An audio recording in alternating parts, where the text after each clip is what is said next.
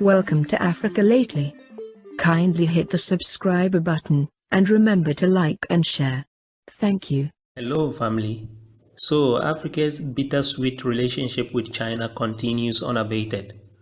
Whilst they are still mistreating Africans living in China, reports indicate that Africa has just received their third consignment of medical equipment donated by China's Jack Ma. Ethiopia has taken delivery of the supplies for onward distribution to almost all countries on the continent. This is such an irony, people. On the one hand, China acts like it has Africa's best interest at heart, and on the other, it treats Africans so dishonorably.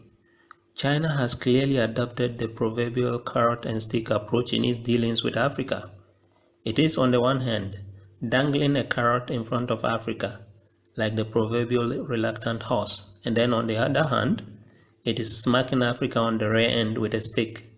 In fact, there is a video of 3 Chinese guys smacking an African to a pulp with metal pipes, not even a stick. There is blood everywhere and the victim kept shouting, but they wouldn't stop. Unfortunately, YouTube took it down when we shared the video on this platform. Why are Africa's leaders taking these supplies when the Chinese are abusing their people in this manner? Almost every African country is producing some of the PPEs, and so African leaders should have rejected the Chinese supplies in protest against the mistreatment of their people in China. It is so sad that African leaders can't seem to stand up for their people. China even failed to admit, let alone apologize for the wrongs its people are committing against Africans, and African leaders appear unperturbed. The Chinese loans they are hankering after won't save any of them, so long as they don't value the lives of their own people. Actually, those loans could be their undoing if they haven't realized by now. Imagine what would have become of Tanzania in the future if the Magufuli government had allowed the terms of the $10 billion port agreement with the Chinese to stand.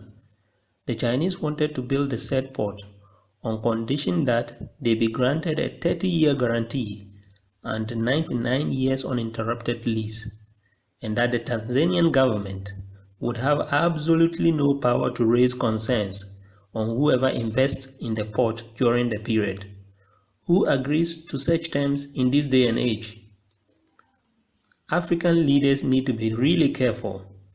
It's not like Africans didn't resist slavery. But what does the European say today? He denies responsibility and says it is Africans who sold their own to him. Do we expect a different story from the Chinese if we woke up one day and found him sitting on top of our heads? Thanks for your time, Africa. See you again soon.